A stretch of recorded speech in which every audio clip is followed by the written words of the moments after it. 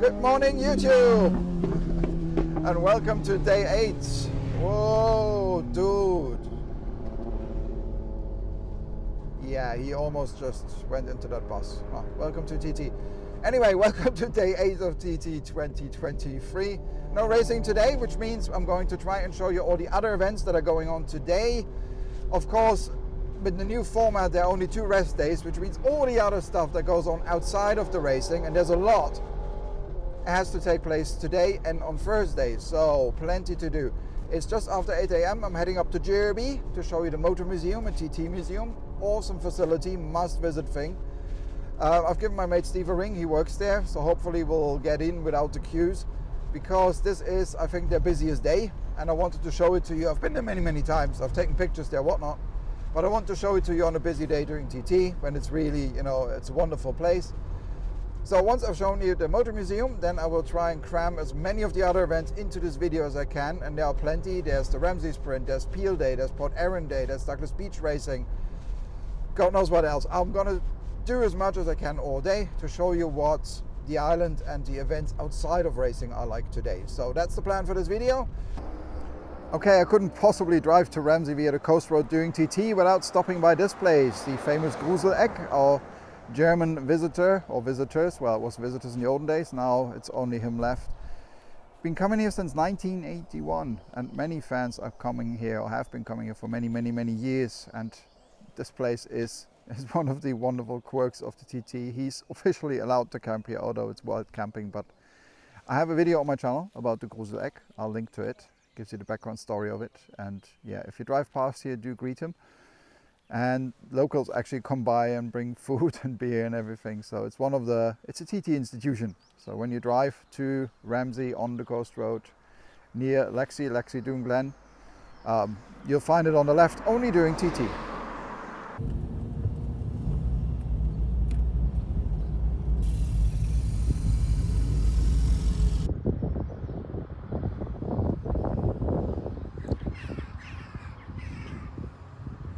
And here we are, welcome to the Motor Museum in Derby. As I said, it's a must-visit place if you come over for TT, or even if you're outside of TT and you love cars, and especially if you love motorbikes. I'm here with Steve. Hello.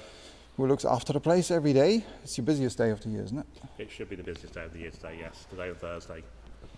How many bikes do you have here? How many cars do you have? But especially how many bikes are we looking at? Yeah, well, the collection's over 500 vehicles in total. We've got just over 300 bikes and scooters as well on display. And you're basically the go-to TT museum of sorts. Yes, yeah, we're not the official TT museum, but we do have a TT museum within the Isle of Man Motor Museum. So we've got TT race machines on display here, and also Manx Grand Prix race machines as well. And some really like awesome. I'm going to give you a quick look around. I don't want to show you too much because I want you to come in and see it yourself, but I'm going to give you a quick idea of this place. How long are you open during TT every day? 7 days a week during TT. We open at 10 a.m. and stay open until at least 5 p.m, sometimes later on non-race days. So plenty of time to come around and have a look around. Absolutely, yes, yeah. It's easy to find, just drive to Derby. Derby isn't very big, so you've just followed the sign, you cannot miss it. It's the biggest building in Derby, so you can't miss us.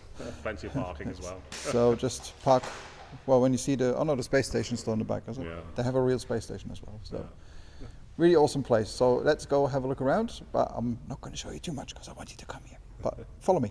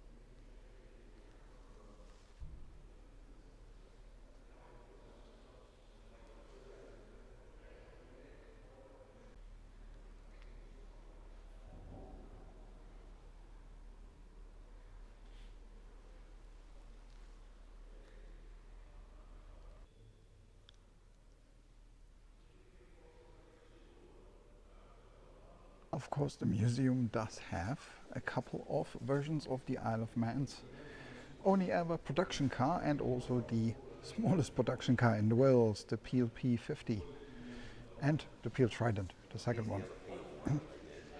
These are super rare, originals anyway. Originals go for 100 grand plus now. Yeah, so if you ever wanted to see a Peel P50 and hundreds of motorbikes, this is your place. Got a picture of the real man. Oh damn! Sorry, didn't recognize you. Sorry, I've just turned up. I just needed a coffee. Well, as this is going out on YouTube, tell me what happened.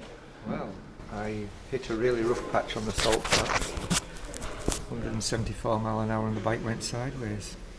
You can see that picture there, that is the track. That's the 4 mile marker of a 5 mile track. That's where people have turned off. But you know, if you want to carry on, you've got to go across that. And it got too rough for the bike and me, and we just fell off. Just fell off. Yeah. Breaking my tibia and fibula and dislocating my ankle. Did it put you off from trying again? No, I built this bike. This was the next bike. And then that car's mine as well. Yeah, Steve was just saying you're trying to race the car. Yeah, the cost of shipping has just gone mental. So You know, to ship the bikes out, it's 8,500 quid. To ship the car out, it's 30,000 quid. So it's sort of like spoilt our project, really. I think you can't just stick it in a container or something? yeah, that is in a container. Serious? 30 grand? Yeah. Wow. Yeah, you see, Okay. we live on the island, so you've got to yeah. send it to the south coast of England, west coast of America, and then to Wendover, and then back again. Yeah, so the total cost of shipping, just shipping, you know, there's a lot more to it than just shipping.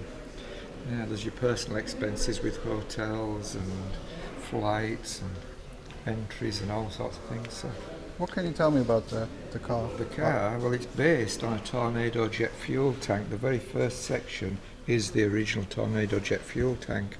All the rest back over, me and my pal Richard have built.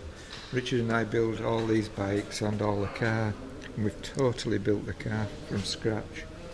You know, yeah, its aerodynamics is absolutely critical, so we spent a lot of time on the aerodynamics.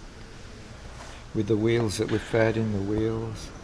There's a tow hitch in the front, but you can't see it because it's concealed, but the regulations say you've got to have a tow hitch. Okay. It's 17 feet long and 30 inches tall to the top of the roll cage. We've got 4 engines for it.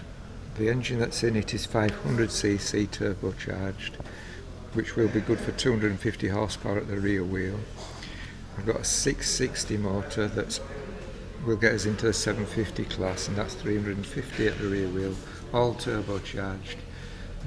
We boost at £49 boost, and a lot of people think we're kidding there, but we actually do. This is a graph from my laptop, and you can see there we're at £47 boost. But if you look at the actual full chart of the run, maximum boost there was 49.423, I think it is. 342, yeah. So, you know, we're really boosting hard. And that's what gets us a lot of power. These engines are based on the Yamaha Thundercat 600. By putting the YZF 400 crank in, we get 500 cc's. By putting an early crank in, we get 660 cc's. So we can run in 3 classes in one chassis, which is really good for us, just by swapping the engine. Do you have a speed goal? On the car, the fastest record is 211, so anything over that is good. But we estimate it can be good for over 300 miles per hour. I had an aerodynamicist helping me, and he did lots of calculations, and he thought it would be good for 317. Yeah. Yeah. But you know, we're going out there to break records, so anything over 211 would be good.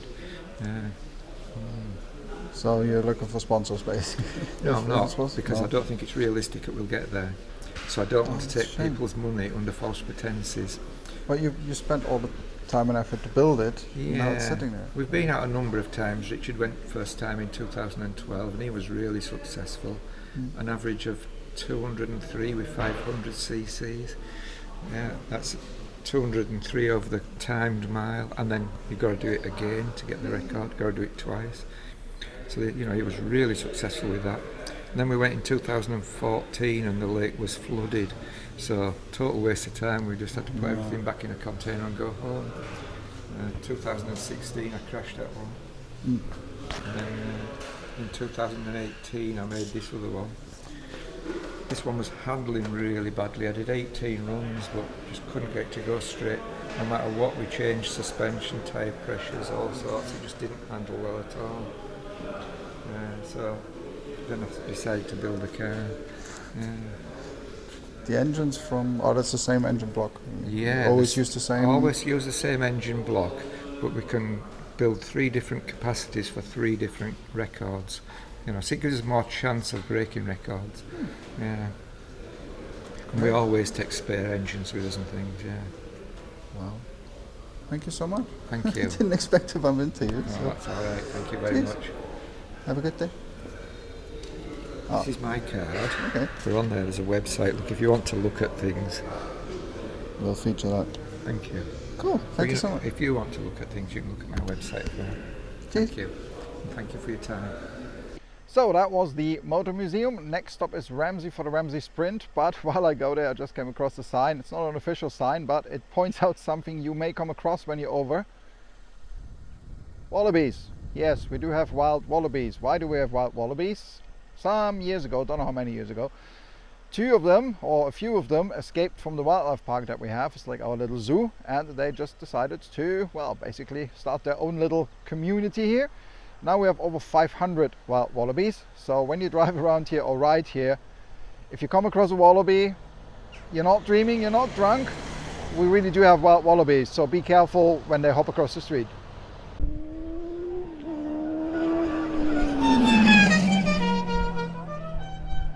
So welcome to Ramsey and a TT institution, the Ramsey Sprint, which takes place, well, usually I think it's on Mad Sunday, but well, there wasn't one, so we do it on Monday, and there's also another one on the second down day on Thursday. Ramsey Sprint, Murak Promenade is being closed off. It's an 1/8 of a mile, goes on all day, super popular. Just turn up, stand at the side of the road, see all sorts of people from all over the place, race all sorts of machines down the promenade. Really good fun on a day like this. It's fantastic, the weather is really nice. So yeah, here's just a few frames from the Ramsey Sprint. Definitely one of my favorite events on TT when TT is on. So enjoy.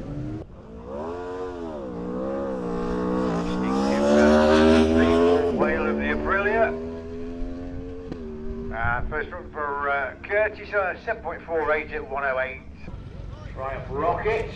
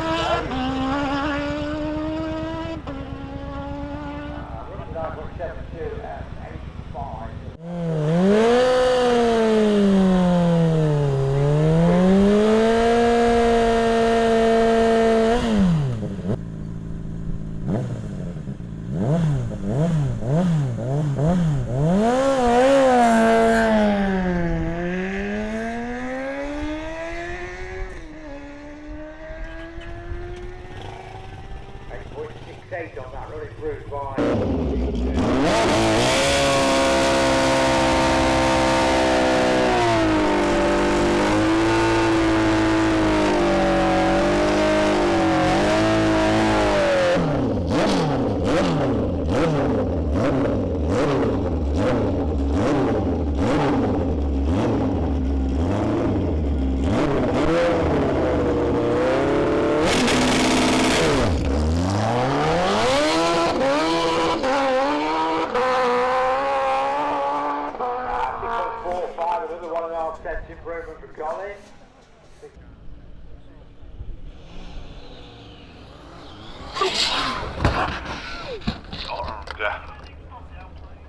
Rider down. I don't know what got out of shape there, and well, it was a strange one from that sidecar outfit.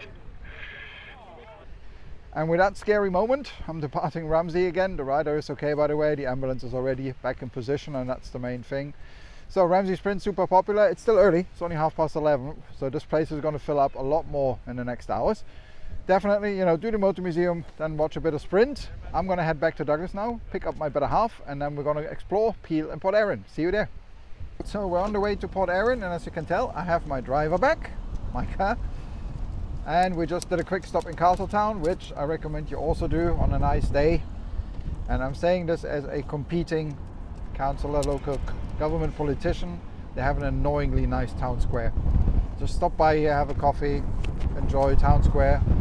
If you need some really good meat for your barbecue during TT, Radcliffe's Butchers in Castletown, also right next to town square, that's where we always go. So we're now on the way to Port Erin, see what's going on there during the Port Erin Day.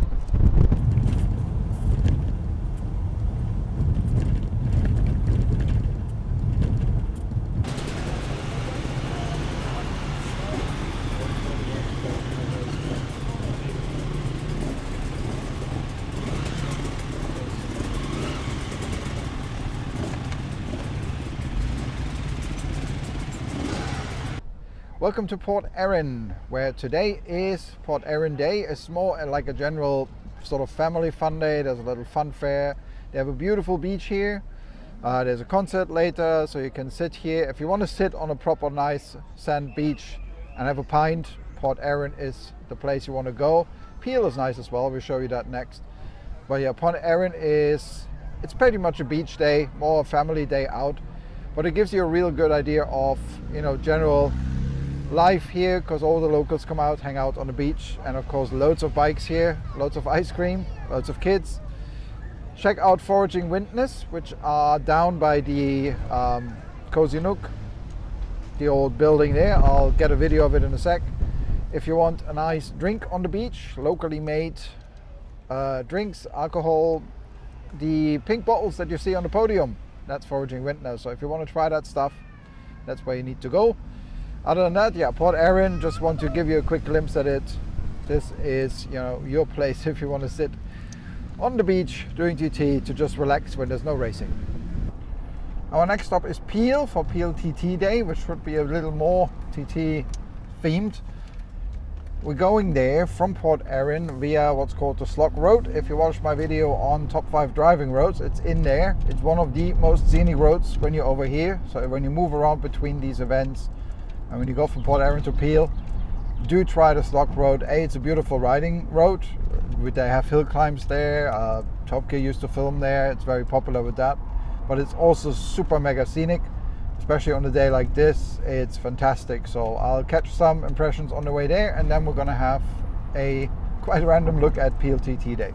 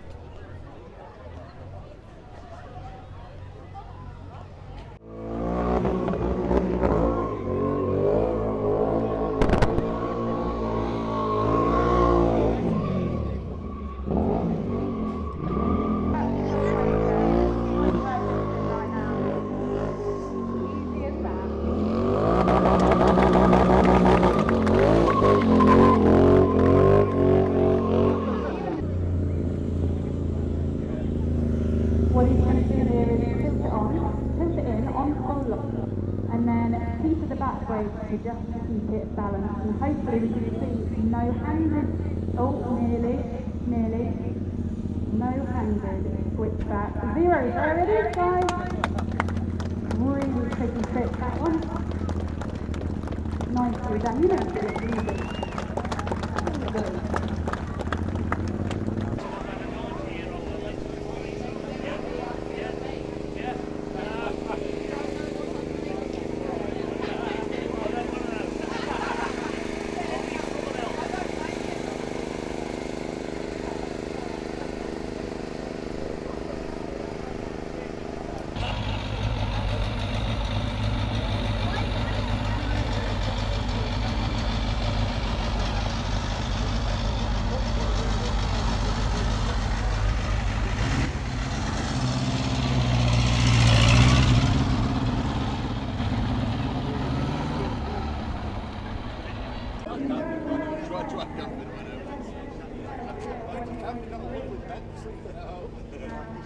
So ladies and gentlemen, off the roof of the Galaxy car, here we come.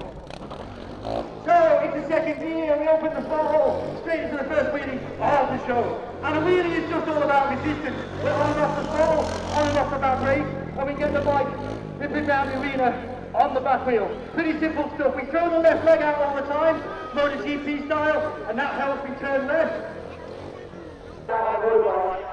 And do a bit of back wheel, side action like this. So, what they can't do, they can't get a hand off the wheel, really like that on the wheel, and then lead it.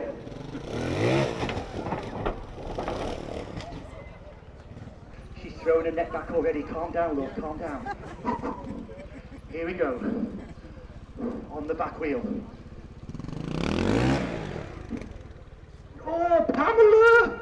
So close but so far. Round of applause for the lovely Pamela. Thank you.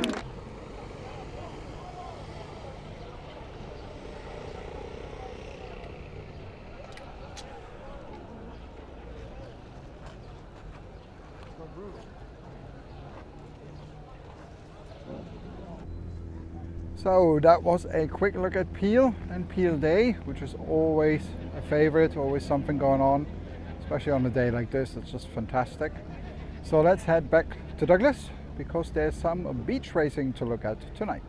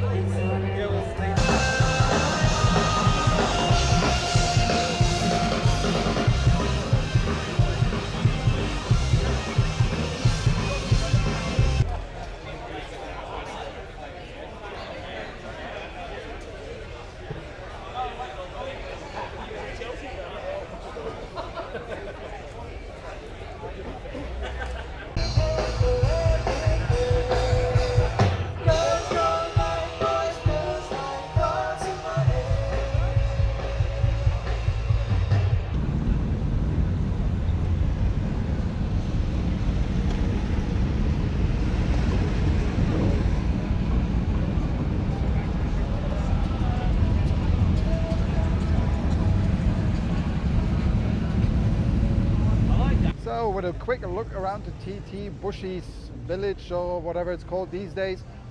That's it from me for today. I hope you enjoyed this little look around the island on a non-race day. There's plenty going on even if there's no racing. I'm gonna head home, edit this, upload it as usual, and then I'm gonna get as much sleep as possible because tomorrow is not only a race day, but I'm planning to go up on the mountain, show you what it's like to spectate from up there. I'm gonna need every inch, every ounce of stamina I can muster for that one. I have some ideas, maybe they'll work out and it's gonna look absolutely stunning. Maybe it's gonna be a complete failure, we're gonna find out tomorrow.